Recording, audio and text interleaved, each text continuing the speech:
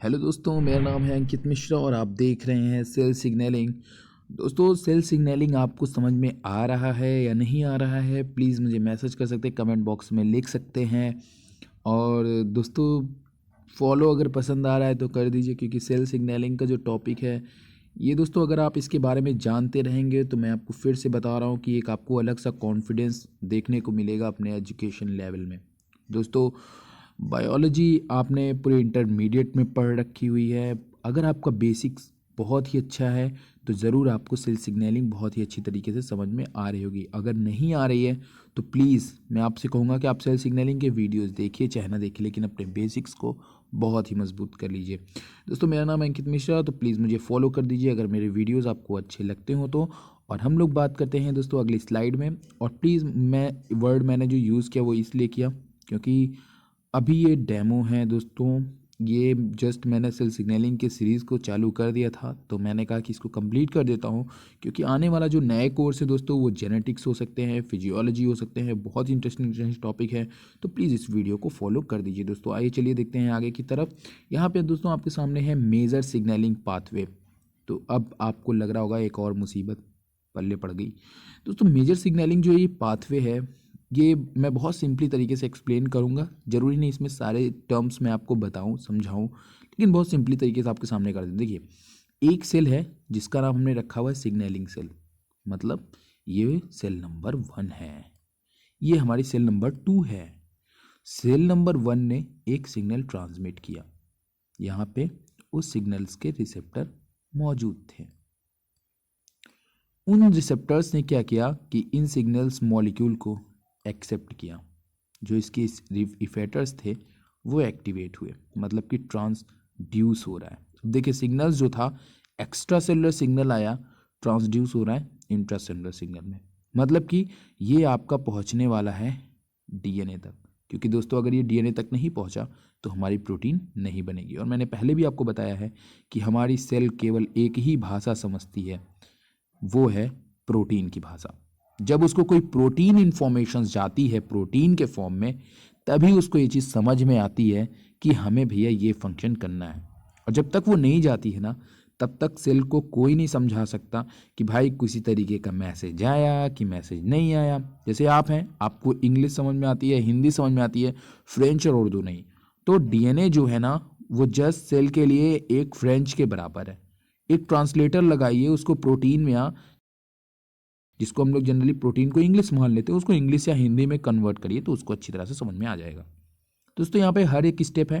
2, 3 number activate, 4 number गो second messenger के रूप में क्या किया, नीचे की तरफ गया। इसका इफेक्टर जो था सेकेंड मैसेंजर के रूप में नीचे की तरफ गया।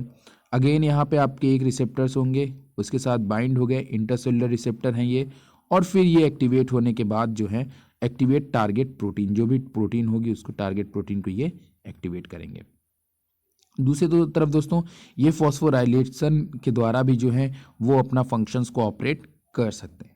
तो इस तरीके से transcription, survival, protein synthesis, movement, cell death, metabolic changes, what the mean of cell death was very very important. दोस्तों, इसको मैं आपको एपोप्टोसिस के टर्म्स को क्लियर करूंगा बहुत ही जल्दी, आप बिल्कुल टेंशन मत लीजिएगा। प्रोटीन सिंथेसिस बताऊंगा, रेप्लिकेशन, ट्रांसक्रिप्शन, ट्रांसलेशन सब बताऊंगा।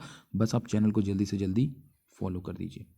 दोस्तों, मेजर सिग्नलिंग पाथवे की अगर मैं बात करूं तो extracellular messenger molecules can illicit intracellular response. Two different type of signals transductions pathway are depicted. One in which a signaling pathway is activated by diffusible second messenger. Diffusible second messenger. And another in which signaling pathway is activated by recruitment of protein to a plasma membrane. Most signal transduction pathway involve a combination of these mechanisms. और ये जो आपको एक common pathway मैंने बताया हुआ है दोस्तों, ये तकरीबन आप जितनी भी तरीके की सेल सिग्नलिंग देखेंगे उसमें आपको मैक्सिमम टाइम इस तरीके का ही पाथवे देखने को मिलेगा। केवल इन जब आप आगे पाथवे देखेंगे तो ये सेकेंड मैसेंजर तो होंगे, लेकिन इनका कुछ नाम होगा, इनका भी कुछ नाम होगा, इनका भी कुछ नाम होगा, केवल नाम होगा। लेकिन एक जो बेसिक कॉन्सेप्ट है, सिग्नल आएगा किसी भी चीज़ को, किसी प्रोटीन को एक्टिवेट करेगा, फिर वो प्रोटीन एक्टिवेट करेगी आपके डीएनए से, आप प्रोटीन बनाएगी। इस तरीके मतलब वो सिग्नल्स को जो है वो आपके डीएनए तक पहुंचाएगी, न्यूक्लियस तक पहुंचाएगी, और फिर फंक्शन नेक्स्ट में ट्रांसफर कर दिया जाएगा। It should also be noted that signaling pathway are not typically linear track as depicted here। जरूरी नहीं है कि हर दफ़े, मैंने कहा मोस्टली, लेकिन हर दफ़े ये लीनियर एक फॉर्म में नहीं हो सकता है। But are branch and interconnected to form a complex web. लेकिन कुछ भी हो भैया, चाहे ये इधर से आए, इधर से आए, इधर से आए, इधर से आए, लेकिन आना उसको एक ही जगह पे है, या तो फंक्शन होगा या फंक्शन नहीं होगा। आगे की तरफ तो दोस्तों हम बात करते हैं, तो यहाँ पे आपके सामने जी प्रोटीन कपल्ड रिसेप्टर है, जिसके बारे में जस्ट एक एग्जांपल मानिए कि मैंने एक सेल सिग्नलिंग का एक एग्जांपल लिया, और एक सच में ये एक बहुत ही सिंपल एग्जांपल है जो आपको समझना है। दोस्तों यहाँ पे सबसे पहले है a signaling molecules bind to receptor. सबसे पहले ये आपका रिसेप्टर है, ये हमारा सिग्नलिंग मॉलिक्यूल है जिसको हमने बोला है फर्स्ट मैसेंजर। यहाँ पे आपका a signaling molecules bind to a receptor leading to activation of phospholipase C. दोस्तों यहाँ पे इस पे जीडीपी होता है। जैसे ही सिग्नलिंग मॉलिक्यूल्स बाइंड करता है, जीडीपी जो होता है दोस्तों वो रिप्लेस कर दिया जाता है जीटीपी में। जीडीपी रिप्लेस कर दिया गया जीटीपी में, और जिससे कि जो हमारा जी प्रोटीन है वो हमारा एक्टिवेट हो जाता है, और ये बना लेता है फॉस्फोलाइपेज सी। एक्टिवेशन ऑफ फॉस्फोल मतलब कि सॉरी बना लेता नहीं, मतलब फॉस्फोलाइपेज सी को क्या करता है, ये एक्टिवेट कर देता है। Phospholipase C cleave a plasma membrane phospholipid called PIP2। Phospholipase C क्या करता है कि इसको क्लीव करता है, और वहां से रिलीज होती है आपकी DAG and IP3। Plasma membrane की क्लीव होने से वहां से DAG और IP3 जो है दोस्तों वो जनरली हमारी रिलीज होती है। ये देखिए PIP2 जो था वो हमारा था दोस्तों प्लाज्मा मेम्ब्रेन फॉस्फोलिपिड, उसको यहाँ पे क्या किया गया कि क्लीव किया गया है, और उसके बाद हमारे दो मॉलिक्यूल बने DAG एंड IP3। दोस्तों IP3 was the second messenger, DAG was also second messenger, but IP3 here are IP3 are the most important second messengers. There are so many functions of IP3. DAG function as a second messenger, जैसा कि मैंने कहा ये भी काम करता है in other pathways, ये अदर पाथवेज में काम करेगा, लेकिन हमने यहाँ पे एक्टिवेट करना है कैल्शियम आयन चैनल्स को ओपन करना है। तो भाई ये करने के लिए ना एंडोप्लाज्मिक रेटिकुलम के हमें IP3 की ज़रूरत पड़ेगी। तो हमने क्या किया दोस्तों कि यहाँ पे तीसरे नंबर पे DAG फंक्शन है, उसके चौथे नंबर पे IP3 quickly diffuses through the cytosol and binds to an IP3 gated calcium ion channel, और ये सीधे जाकर के बाइंड हो जाती है यहाँ पे आपके जो IP3 गेटेड आयन चैनल होते हैं वहाँ पे calcium channel in the ER membrane causing it to open, और इसको क्या कर देती है, ओपन कर देती है।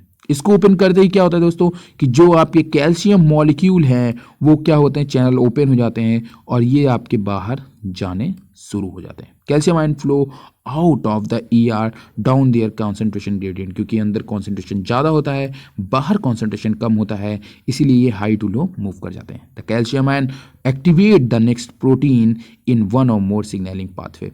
और दोस्तों कैल्शियम आयन के चैनल के ओपन होते ही कई तरीके की जो हमारी प्रोटीन्स होती है ना वो एक्टिवेट हो जाती हैं। तो आपने देखा कि किस तरीके से सिग्नल ने एक काम किया, और सेल के जो वेरियस प्रोटीन थे, बहुत सारे प्रोटीन थे, वो क्या हो गए दोस्तों, एक्टिवेट हो गए। इसलिए हमारी सिग्नलिंग जो होती है वो बहुत ही इंपॉर्टेंट होती है दोस्तों। सेलुलर रिस्पॉन्स हो सकता है, कुछ भी हो सकता है किसी तरीके की प्रोटीन बनानी हो या किसी तरीके का रिस्पॉन्स करना हो सेल को, जैसे कि मान लीजिए ब्लड वगैरह का कोई फंक्शन हो, कुछ भी हो सकता है, एनीथिंग एल्स, ठीक है। वो सबका सब दोस्तों ग्लूकोज लेवल को मेंटेन करना है, ग्लूकोज को ब्रेक करना है, इस तरीके के भी रिस्पॉन्सेज हो सकते हैं दोस्तों। सेलुलर रिस्पॉन्सेज जो हैं वो ऑपरेट होते हैं। तो आपने देखा दूसरे सेल का सिग्नल मॉलिक्यूल्स आया या कहीं और से सिग्नल आया, उसने जी प्रोटीन को एक्टिवेट किया, जीडीपी को रिप्लेस करके जीटी, और जीटीपी जो जी प्रोटीन कपल रिसेप्टर होता है दोस्तों, ये जनरली ट्रांस मेम्ब्रेन, इस तरीके से ट्रांस मेम्ब्रेन रिसेप्टर आपके होते हैं, जो कि साइटोसॉल यहाँ पे है, ये हमारे प्लाज्मा मेम्ब्रेन में पाया जाता है। प्लाज्मा मेम्ब्रेन का ब्रेक और क्लीव हुआ, DAG बना, IP3 बना, IP3 इस पाथवे में, DAG हमारे अदर किसी सेकेंड मैसेंजर काम करेगा, जैसे कि ये कर रहा है उसी तरीके से ये भी करेगा। आशा है दोस्तों इतनी चीज़ें आपको काफ़ी अच्छी तरह से समझ में आई हैं। आइए चलिए देखते हैं यहाँ पे कुछ इंपॉर्टेंट चीज़ें। फिजियोलॉजिकल रोल की बात करें तो S Ringer found that the presence of Ca2+ isolate frog hearts maintain activity of hour. तो यहाँ पे देखिए अब क्या काम करते हैं calcium ion. Therefore calcium ion is essential for heart functions. दोस्तों कैल्शियम आयन अगर नहीं होंगे तो हार्ट फंक्शन ऑपरेट नहीं होंगे। तो जैसा कि मैंने आपको बताया GPCR कितना इंपॉर्टेंट है। Locker describe that absence of calcium ion inhibit neuromuscular transmissions. जो आपकी न्यूरॉन सेल्स हैं वो काम करना बंद कर देंगी, जो मसल्स को आपकी इंफॉर्मेशन देती थी वो अच्छी तरीके से नहीं दे पाएंगी। Kamada and Kinoshita discovered in 1943 that introduced of Ca2+ ion into muscles fiber cause their contraction. Although Otto Levy claimed Ca2+ first alleles, calcium ion is everything. Calcium ion was identified as second messenger only after CAMP, thus become only the second messenger. इन्होंने ये बताया था auto levy ने। Calcium ion is found in 3 forms in the body, free, bound और trapped. The plasma calcium ion level is tightly regulated. Hypercalcemia कोई भी ये maintain करने का काम करती। This was a disease leads to reduced neuromuscular transmissions. So the normal range of calcium ion plasma membrane extracellular fluid is 1 to 2 mm to इतना। ठीक है दोस्तों, तो ये आप देख लीजिएगा, यहाँ पे आपको काफ़ी इंपॉर्टेंट पॉइंट्स मिल जाएंगे और मेरे हिसाब से आपको यहीं पे आपके क्वेश्चंस भी मिल जाएंगे। दोस्तों मोटी बात मैंने बताया नहीं, अभी तक आप जो प्री मेडिकल्स में पढ़ते हैं वो एक मोटी बात होती है। मोटी बात का मतलब आपने डायरेक्टली उसको पढ़ लिया, समझ लिया, डायरेक्टली क्वेश्चंस हो गए। लेकिन दोस्तों पेपर के पैटर्न कब चेंज हो जाएं, कब ना चेंज हो जाएं, अगर आपके एक वीडियो देखने से आपके पेपर के पैटर्न चेंज होने के बावजूद आप उससे क्वेश्चंस को ऑपरेट कर रहे हैं तो ये एक बहुत बड़ी बात होती है दोस्तों, जो कि शायद मैं इस वीडियो में आपको यही समझाने की कोशिश कर रहा हूँ। GPCR कोई बहुत मुश्किल पाथवे नहीं है, सेल सिग्नलिंग कोई बहुत मुश्किल इंपॉर्टेंट क्वेश्चन। देखिए दोस्तों अभी सेल सिग्नलिंग तो ठीक है, इसके बाद अगर आपको सिग्नलिंग नहीं आएगी ना तो जितने हमारे कैंसर के टॉपिक हैं, एपोप्टोसिस है, इन सब के बारे में आपको समझ में नहीं आएगा। और दोस्तों आपको पता है आप कैंसर के बारे में क्या पढ़ते हैं, 1 या 2 लाइनें पढ़ते हैं। जनरली 1 या 2 लाइनों से आपकी क्वेश्चंस सॉल्व नहीं हो सकते हैं या फिर आपके नॉलेजेस नहीं बढ़ सकते। आप प्री मेडिकल के स्टूडेंट हैं और ज़रूरी नहीं, मैं एक बात आपको साफ साफ कहना चाहूँगा, देखिए एग्जामिनेशन हर कोई देता है, हर कोई क्वालिफाई तो हो नहीं सकता ना। अगर हर कोई क्वालिफाई, अगर मेरे वीडियो को ही देखिए अगर 1 करोड़ लोग देखें इसको तो 1 करोड़ लोग क्वालिफाई कर नहीं सकते ना, उसमें भी कंपटीशन रहेगा। तो कहने का सेंस मेरा यही है कि ना फ्यूचर आप सिक्योर रखिए। ऐसा नहीं कि आप 2-3 साल से लगातार लगे हों अपने इस चीज़ों में और आप फिर से वही पुरानी चीज़ों को रिवाइज करते रहिए। It's a time to change. मेरे इस वीडियो को कई पुराने बच्चे भी देखेंगे, कई नए बच्चे भी देखेंगे, तो उनके लिए मैं ये कहना चाहता हूँ कि आप इसको देखिए। अभी तक आपकी जो नॉलेज है आप बार बार उसी किताब को करते करते बोर हो गए होंगे। पुरानी चीज़ें आपके दिमाग में हैं, वो क्वेश्चंस आप सॉल्व करेंगे। प्रॉब्लम ये है कि आप नई चीज़ों को नहीं सीख रहे हो। अगर आप इसको सीखते हो तो आपकी जो नॉलेज है वो हमेशा अपडेट रहेगी। आप कहीं पे भी कुछ भी करोगे, जरूरी नहीं MBBS करो या प्री मेडिकल निकालो, आप कुछ भी करोगे आपको पता होगा कि हाँ मैंने बायो पढ़ रखी है तो हम कुछ कर सकते हैं। दोस्तों मेरे वीडियो बनाने का, इस लेवल पे वीडियो बनाने का यही मतलब था।